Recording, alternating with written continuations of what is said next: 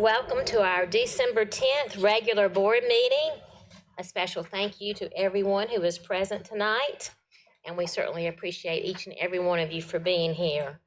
I would like to inform our audience that our board just left executive session to discuss personnel matters, a homeschooling application, a physical education exemption, and indefinite quantity contracts for civil engineering services, land surveying services, roofing consulting services, and building envelope consulting services, and to receive legal advice pertaining to case number 6:24-CV-03324-DCC. No decisions were made and no votes were taken. Our first item on the agenda is the welcome, the prayer, and the Pledge of Allegiance. Please stand for our prayer, and please remain standing for the Pledge of Allegiance. At this time, I would like to ask Ms. Middleton, our board secretary, to lead us into prayer. Thank you, Madam Chair. Dear Lord, tonight we come together as a board and with our community to reflect a bit on the past year, get ready to celebrate the holidays, and look forward to a new year. Be our guiding force and help us always to focus on the needs and well-being of our children. Lord, help us to realize the true meaning of the holiday season and to appreciate and enjoy time with our family and friends. Amen. Thank you, Ms. Middleton. And at this time, would you like to introduce our student who's going to be leading us in the pledge? Thank you, Madam Chair. I'd love to do that. Tonight, we welcome Victoria Krechkovsha to lead us in the Pledge of Allegiance. Victoria is an 8th grade student at Riverside Middle School who arrived in the U.S. from Ukraine with her family 2 years ago. She is very involved in activities at Riverside Middle, including Student Council, 8th grade Student Impact, Recycling Club, and the live student-led news team. Victoria is always interested in trying new things and experiencing new activities. In her free time, she has written and published a book titled Teen Cash, 25 Ways to Earn, Save, and Spend Wisely, which provides advice to teenagers on earning, saving, and spending money and achieving financial independence, and is available on Amazon. Victoria is joined tonight by her parents, Anastasia Kreshkovska and Serhiy Kreshkovsky. Victoria, please lead us in the pledge. Attention, salute, pledge. I pledge Allegiance to the flag of the United States of America and to the republic for which it stands, one nation, under God, indivisible, with liberty and justice for all. Thank you, and you may be seated. And thank you so much, Victoria, for being with us tonight and for being a difference maker at Riverside Middle School. We appreciate you and your parents for attending. Our next agenda item is one of great pleasure tonight. We have some special guests with us this evening. We have the saxophone quartet from Eastside High School, and they're here with their teacher, Miss Janine Smith, who I might mention is also Eastside High School Teacher of the Year. So we are pleased to have them. I heard them a little bit in the atrium earlier, doing a wonderful job. So at this time, Miss Smith, I'd like for you to introduce the students, and then you can proceed with your program. Good evening. This is our saxophone quartet. These students have been playing together for a couple of years now. We have 3 seniors, Frida, Cademan, and Tommy, and then Lucas is a sophomore. They were a feature in our marching band show this year, have received several superiors at solo and ensemble, and they put all of this together themselves with very little help from me, and I hope you enjoy their performance.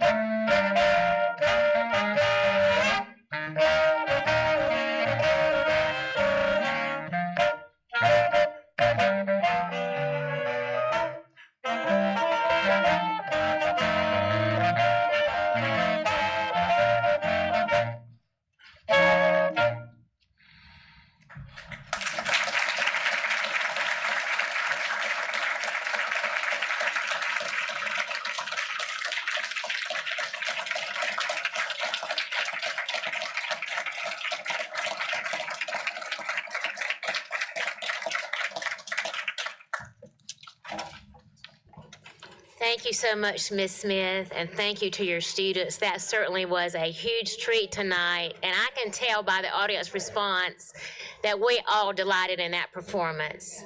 Thank you for your outstanding work and best wishes to each and every one of you. Do hope you'll come back again sometime. Our next matter of business is item 2.01, and that's to approve the consent calendar. The consent calendar includes items 2.01 through 2.03. We have a recommended motion from administration. Do I have a maker of the motion? Madam Chairman, I move that we approve the consent calendar. Mr. Sailors has made a motion. Do I have a second? Second. I have a second from Ms. Middleton. Any discussion? Hearing none, all in favor of the motion, say aye. Aye. All opposed, no. The motion carries. The third item of business is item 3.01, the appearance of visitors. Welcome to those who have signed up to speak tonight before the Board of Trustees. We thank you for your interest in Greenville County Schools, and we have 6 speakers tonight. And typically, our Vice Chair, Ms. Mosley, shares the guidelines for speaking, but in her absence, I'm going to share those with you tonight. As each speaker's name is called, he or she should proceed to the podium at the end of the board dais where there is a microphone and light system. Each speaker has up to 3 minutes to speak to the board. The light system will be green for the first 2 minutes and will turn yellow when 1 minute remains on the speaker's allotted time. In keeping with board policy KCA, abusive language or personal attacks aimed at students or staff members will not be permitted. All speakers are expected to behave in an orderly and respectful manner. The board will not engage in discussion with the speaker or respond to comments. The superintendent will designate a member of the staff to respond to each speaker in an appropriate and timely manner. Okay, and our first speaker tonight is Miriam Mazer.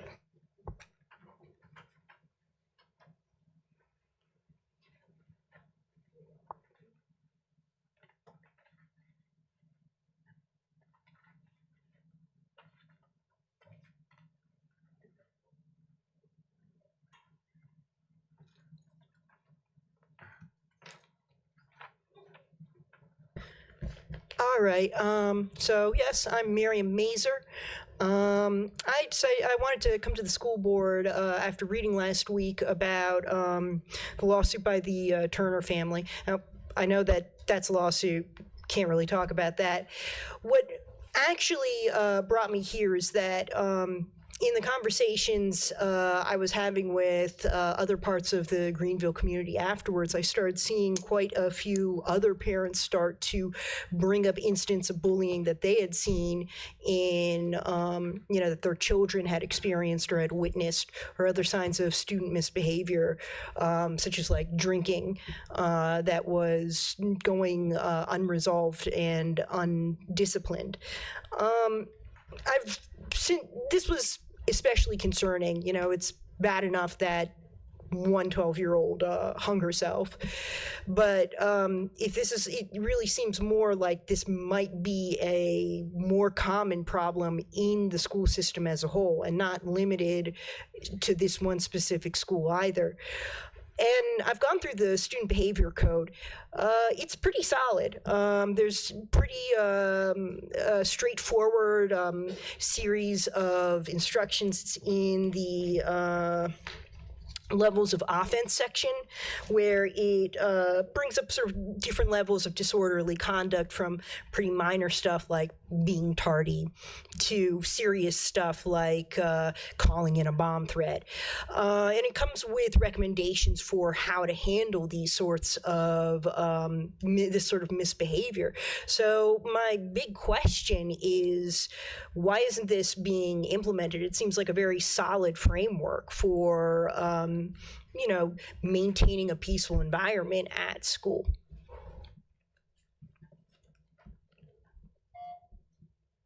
Thank you.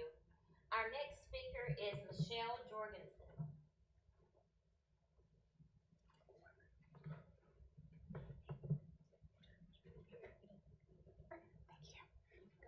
Sure. Hi, I'm Michelle Jorgensen. I am a resident and citizen of Greenville County for over the last 25 years. I've been up here. I've been in your schools. I've done junior achievements. I have a degree in English education. I student and taught out in Pickens County. My nephew has been in your schools from 1st grade to 7th grade. He's now in Spartanburg schools, and he's graduating this year as a senior. I like to talk about bullying. Let's change this. It's a problem. It's a widespread problem. The recent lawsuit brought this, as Marion said, to light. I know you can't discuss it. You cited, I believe, the numbers of the case. I get that.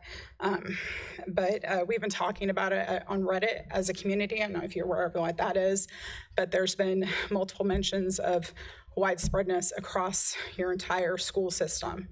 And I did speak to a friend this weekend, and the only reason she got hers resolved is because when she was upset with the principal and his resolution, she CC'd somebody at the school board, and then it was taken care of. Now, I understand that these issues come from various reasons. You know, our school systems and things have, not necessarily our school systems, but our society has broken down in a lot of ways since I was a child in the 80s. Okay, I understand parental abdication.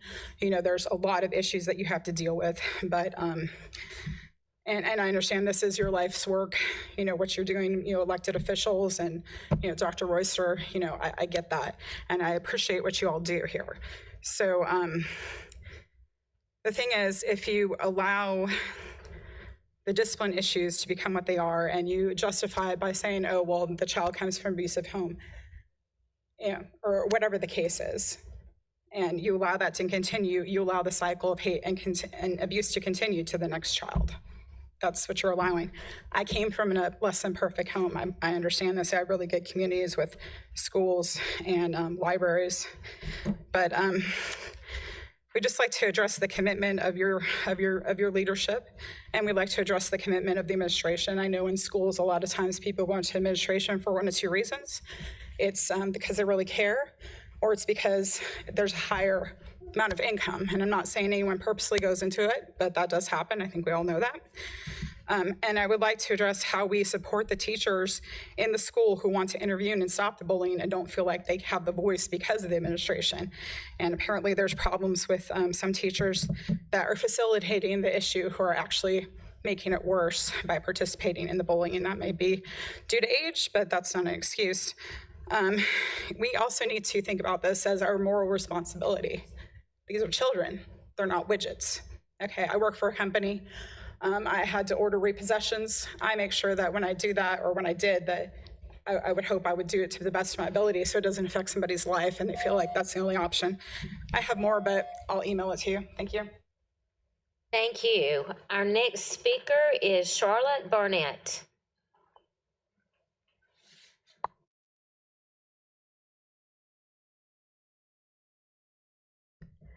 Hi, my name is Charlotte Barnett. I'm a member of the Future Teacher Academy Leadership Board.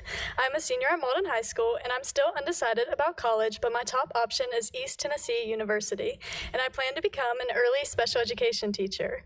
During my time on the leadership board, I have had the opportunity to spread the light of education throughout my school and the district by sharing with students the positives about teaching.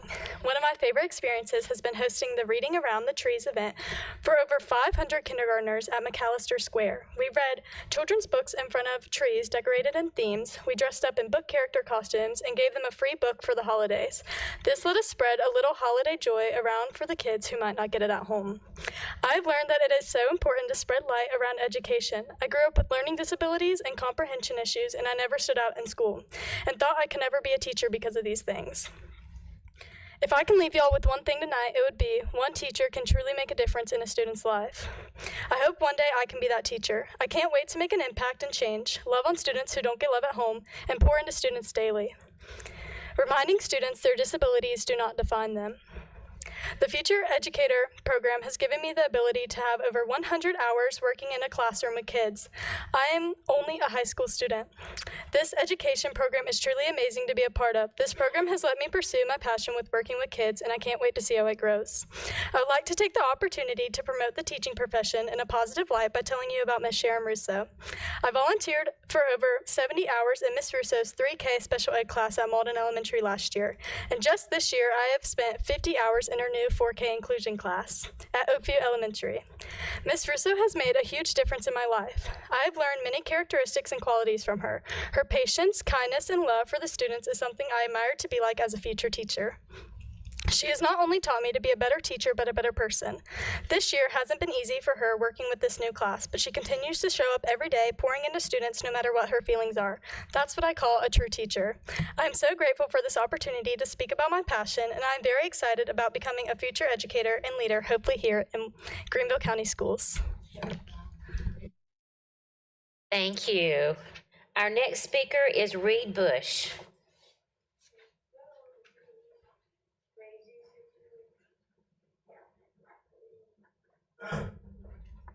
Thank you.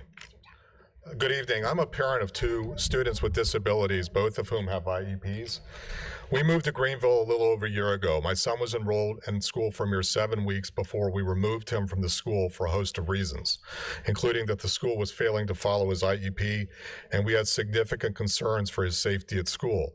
This despite are having multiple meetings with staff and IEP meetings to try to rectify the situation. As a result of our son's experience, we elected to homeschool our daughter instead of enrolling her in GCS. There are significant problems in Greenville County schools regarding special education. In the case of my son, the school failed to comply with federal IDEA laws on multiple occasions, and that's not me saying it, that's the state of South Carolina saying it. Even with the school system's attorney being in several of our meetings. Even with the school system's attorney being in our meetings, there were failures. Parents have real concerns about the safety of their disabled children at school. A lot of concerns. In watching a school board meeting recently, I heard parents advocating for a special education advisory council. I'm here tonight to support a SEEK. Why? Because many students with disabilities cannot advocate for themselves, often due to expressive speech disorders or intellectual disabilities, like my son, like my daughter. As a result, it is crucial for them to have a voice. And that is the purpose of a SEEK, to allow parents to advocate for students with special needs who cannot advocate for themselves due to their disabilities. We came to South Carolina from Virginia. In Virginia, every school district by law has a SEEK. In fact, I was part of a SEEK there for 7 years. The meetings are constructive, allowing for problems and needs to be addressed, and for parents to collaborate with the district and staff to create solutions so that everyone has more success. Now, quite frankly, I'm not sure why a SEEK doesn't already exist here. I took a look online.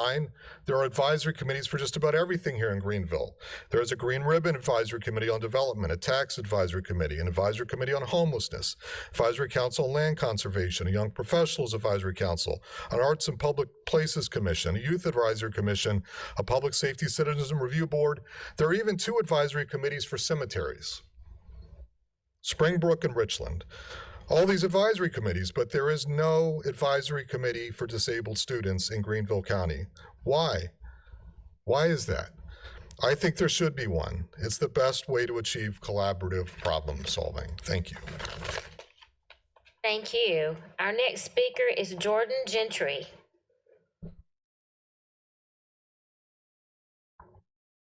All right. Hi, my name is Jordan Gentry, and I am a member of the Future Teacher Academy Leadership Board. I'm a student at Bowden High School, and I plan to attend the University of South Carolina next year to become a biology and/or an environmental science teacher. Rather than speaking on my time as a board member, I would like to shift the focus towards the reason I chose to follow the teaching profession. Growing up in gifted and talented programs, I never struggled within the classroom. This then changed my sophomore year of high school, where an emergency appendectomy left me out of the school for an extended period of time. Returning to school with an increased workload made school difficult to balance it. And as a child with ADHD, I pushed assignments off, wishing to forget about them. This resulted in the deterioration of my own mental health, leading me to an attempt on taking my own life. I say this to explain that this is the reason I wish to become an educator. I want to be there for students with similar stories and provide them the support that they need without the fear of judgment within a classroom, especially for young men. I would now like to take this opportunity to talk about my education teacher, Miss Long. Ever since she introduced me to education, I've noticed that she displays all the traits I wish to have as a future educator. She prioritizes the well-being of students before the curriculum within the classroom and inspires me daily to support everyone, no matter their past. She even checked in with us during Hurricane Helene to make sure we were all safe and accounted for. As I close, I want to say something that I've thought of multiple times ever since I've wanted to become an educator. Before anything, we need to teach Matthew, not math. Thank you for this opportunity to speak here today. I am very excited about becoming a future educator and leader, hopefully here in Greenville County. Thank you. Our final speaker is Catherine Schumacher.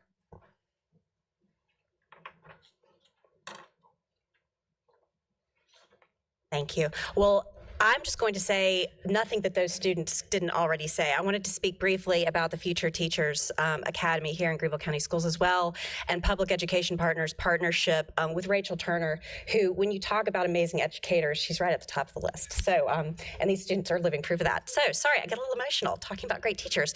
I also want to give a shout out to Keena Jennings, who is our Senior Director of Educational Initiatives, and she and Ms. Turner have been working since last spring to develop the concept of the Leadership Board for FTA.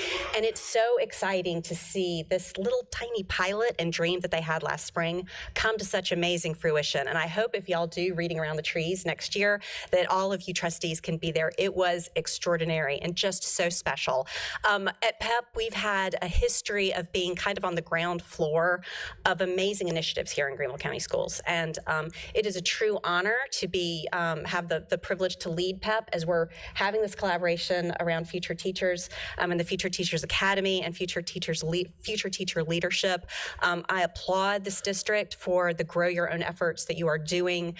It is so exciting, and these students are awesome, and Ms. Turner is awesome, and I just really want to applaud this district for its investment in the future teachers that we have right here in Greenville County Schools. So thank you, and happy holidays to all of you. Thank you. Our fourth matter of business is 4.01, the superintendent's report. Dr. Royster, do you have a report for us tonight?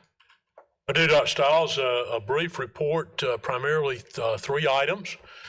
First, I would like to make introduction based on earlier action of the board, introduce our new Director of Planning and Demographics, Drew Britton. Drew, if you would stand. Drew, you have someone with you tonight? You want to introduce them? Many of you board members already are familiar with Drew. He currently is employed in planning and demographics, the coordinator of student assignment. As you all know, that's a very small but important department within the district, and they work very closely together, so he really has worked in all aspects of planning and demographics. He brings with him to this position a little bit of a unique background. He has a master's in city and regional planning, and he has an undergraduate in education, and prior to being in planning and demographics, he served as English teacher or department chair and a coach at Carolina High School. So he brings the two worlds of planning and demographics related to the education and the planning side together. He's done an excellent job in his current role, and we look forward to his leadership in this new role. We congratulate you, Drew, and welcome to your family tonight.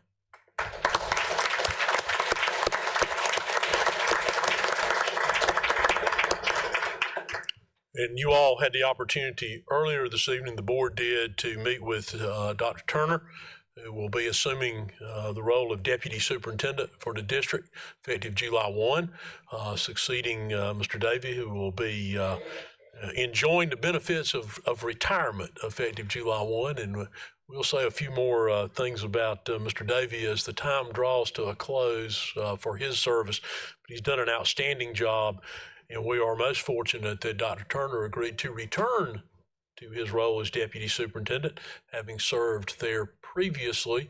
In fact, he was Mr. Davey's immediate predecessor, and he will be taking on those responsibilities in a transitional manner in the next several months and officially on July 1. And he will be present at another board meeting, but he had another commitment tonight. So we welcome him as a return to that position and look forward to working with him yet again. He had a very distinguished career, having served 15 years as superintendent in Spartanburg District 5 before he came to us originally as a deputy superintendent 6 years ago. So we welcome both of them into one into a new role and one into a, I guess, recurring role. So that's the first item that I have. The second item that I have is to give you all an update on our progress regarding the review of special education services. So a couple of things in that regard. So we've termed this entire process shared ownership. You all have heard that term, shared ownership, utilized by special education services in relation to gen ed, special ed services, community, parents, students, shared ownership across the board. We mentioned to you earlier, we are engaging an external third party to conduct a review. That's part of what we're doing. We have put an RFP out, a request for proposals. To date, we have 6 respondents to that request for proposals. Those respondent proposals have not yet been evaluated, but they will be. And hopefully a vendor will be selected from among those 6, assuming we can find one that meets the qualifications that we've established and we believe is sufficiently experienced to do that kind of review in a large system. The other part of that process, you'll have a copy of this. It should be in your board docs, a little easier to see up close than it is on the screen. But beginning shortly after the first of the year, we will survey all parents of current GCS students with disabilities. Following that, we will use those survey results to determine agenda and discussion topics for a series of forums focused on special education services. The third step is we will host several in-person forums geographically spread over the county, as well as at least one virtual forum, in order to allow parents of students with disabilities to come and speak in person to share issues regarding those services. The fourth step is we'll analyze the input received from those forums, and we will identify parents in each of the 13 federal disability categories to participate in a shared ownership summit or summits. Following that, we will include those representatives, parents, general education teachers, special education teachers, special education staff, administrators, and community partners in that summit or summits. Following that, we will compile all the information obtained through all of those processes, share that with the group selected to conduct the external review so that they may fold all those into recommendations that they issue to the administration for action and or subsequently to the board for action. So we anticipate hopefully concluding that process through the spring of this year. Again, the timing on that will be dependent on the selection of the third-party vendor and structuring all these forums.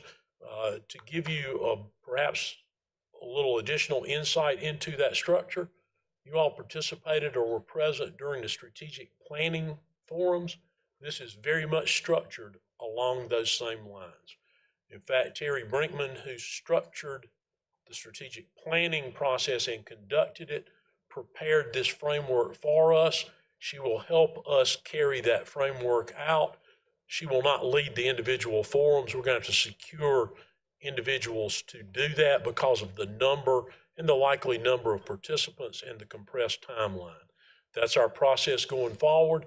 You should see further information and dates around those next steps following the first of the year. We also should have concluded our review process sometime in the month of January and know who will be selected to conduct that external review.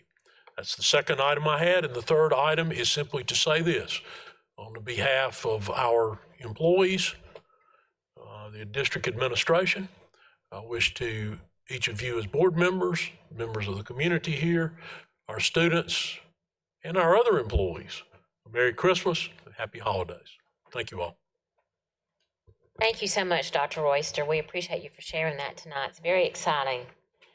Our next 8 items are action items, and our first action item is 5.01, revision of board policy JCDA, cell phones and other personal electronic devices. We have a recommended motion from the Committee of the Whole to approve the revisions to board policy JCDA as presented. This motion does not require a second. Any discussion?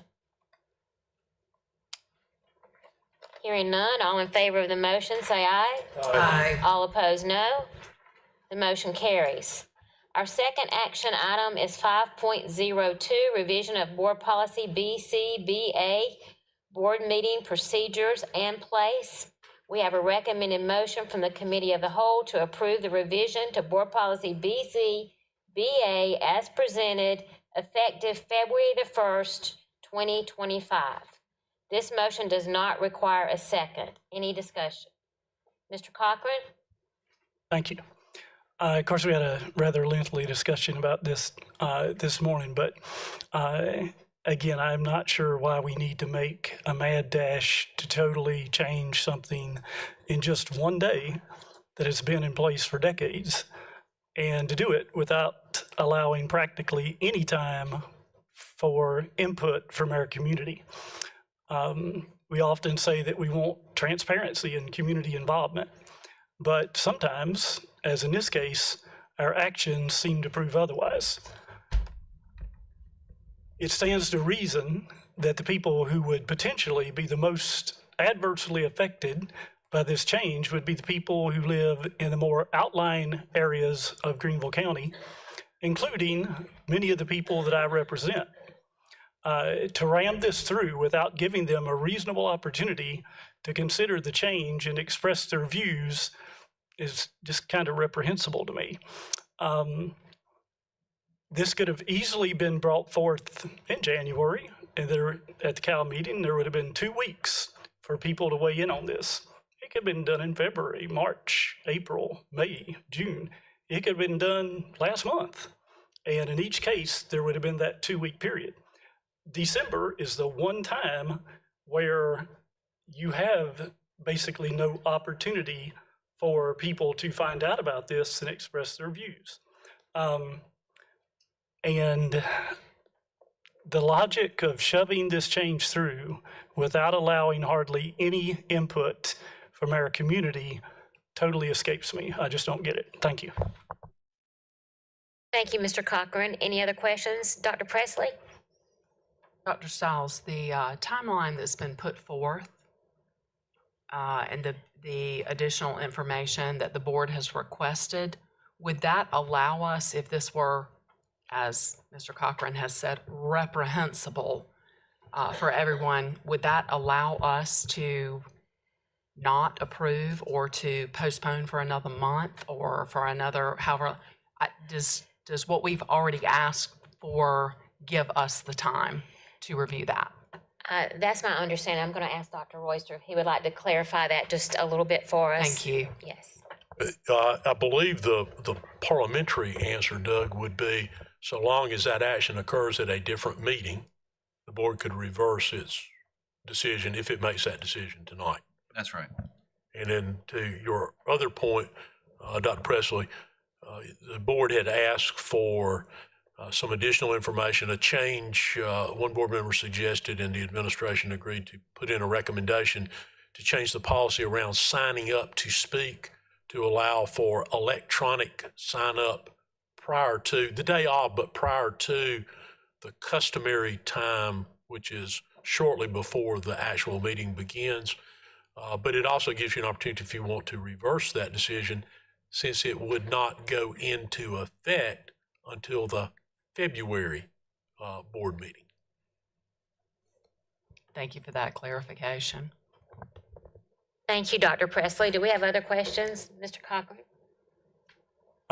Well, in light of, I appreciate what Ms. Presley said there, but in light of that, if we would like to do that, instead of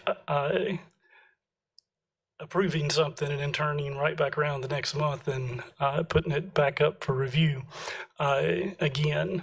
I would like to make the motion that we table this discussion. Let's just wait 1 month, which apparently I think we were talking about this taking effect in February anyway, so I really don't see the big deal about that. But that the motion that we table the vote for 1 month and bring it back up at the January 2025 Cal meeting. Okay, Mr. Cochran has made a motion to table this agenda item. Do we have a second? Second. We have a second. Okay. All in favor, say aye. Could we have a roll call vote, please? Sure. Ms. Fortner, if you will call the roll for us. Ms. Brett? Yes. Mr. Klein? No. Mr. Cochran? Yes. Ms. Levinas Wells? Yes. Ms. Middleton? No. Ms. Morrison Fair? No. Dr. Presley? No. Mr. Sailors? No. Dr. Stiles? No. 6-3. 6-3, the motion fails, Mr. Cochran. So we're going to go back to the original motion. Any more discussion before we vote? Okay, I'm going to read the motion again. The motion is to approve the revision to Board Policy BCBA as presented effective February the 1st, 2025. All in favor of the motion, say aye. Could we please have a roll call vote again, please? Okay. Ms. Fortner, if we could do a roll call vote again at Mr. Cochran's request. Ms. Brett? I was not here to hear this presentation. I'd like to recuse myself from this vote. Mr. Klein? Yes. Mr. Cochran? No. Ms. Levinas Wells? No.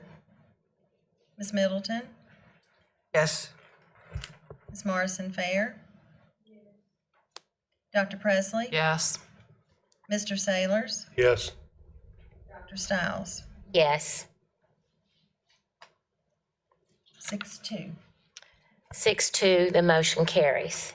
Moving on to our next agenda item, which is item 5.03, state designated underperforming and elevate school plans. We have a recommended motion from the Committee of the Whole to approve the continuous improvement plans for Berea High School, Carolina High School, Southside High School, Lakeview Middle School, Berea Middle School, Grove Elementary School, and Sioux Cleveland as presented. This motion does not require a second. Any discussion? Hearing none, all in favor of the motion say aye. Aye. All opposed, no. The motion carries. Our fourth action item is 5.04, indefinite quantity contract civil engineering services. We have a recommended motion from the Committee of the Whole to approve the selected firms to provide civil engineering services for the school district. This motion does not require a second. Any discussion? Hearing none, all in favor of the motion say aye. Aye. All opposed, no.